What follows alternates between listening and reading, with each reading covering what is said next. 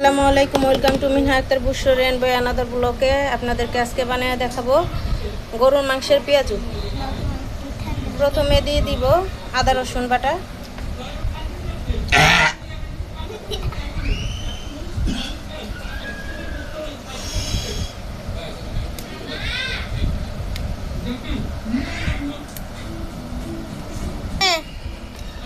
তারপর দিয়ে দিলাম পরিমাণ মতো লবণ,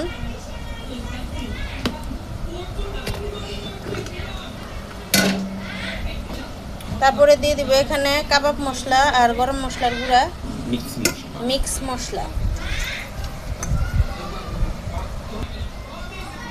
মশলাগুলো দিয়ে এবার মাংসগুলোরে ম্যারিনেট করে নেবো আগে।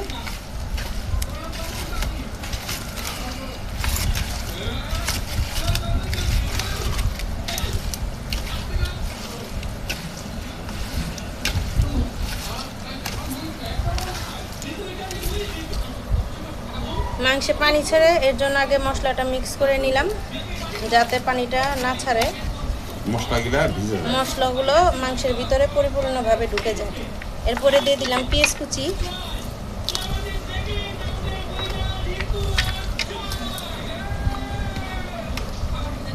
এরপরে দিয়ে দিলাম কাঁচামরিচ কুচি, পেঁয়াজ কুচি আর মশলা সব একসাথে মেখে ম্যারিনেট করে নিব। এর মধ্যে দিব আমরা অল্প বেসন, আমরা বেসন দিয়ে দিলাম পরিমাণ মতো, মাংসের যতটুকু লাগে পেঁয়াজুটা ভাজার জন্য। এরপরে দিয়ে দিলাম টমেটো সস। এখানে কোনো পানি আসবে না, এটা সম্পূর্ণ পানি ছাড়া রান্না, এক ফোঁটাও পানি নেই। মাংসে যে পানিটা ছাড়ে সেই পানিটা দিয়ে বেসনটা মাখানো হয়ে যাবে। পুরোটা মিক্স করার পর কিছু 10 থেকে 15 মিনিট আমরা ম্যারিনেট করে রাখবো। এরপরে আমরা পেঁয়াজুটা ভাজবো। গরুর মাংসে পেঁয়াজু ভাজার জন্য কড়াইতে তেল দিয়ে দিছি। এবার একে একে সবগুলো পেঁয়াজু দিয়ে দিব।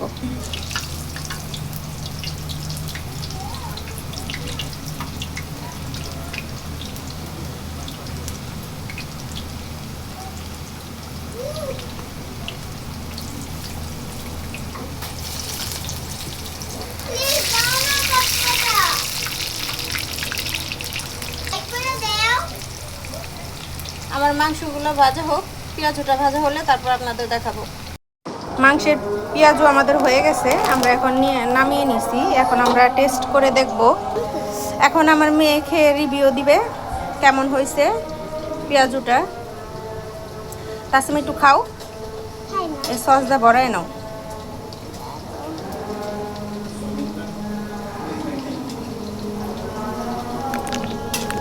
বলো তো কেমন হয়েছে?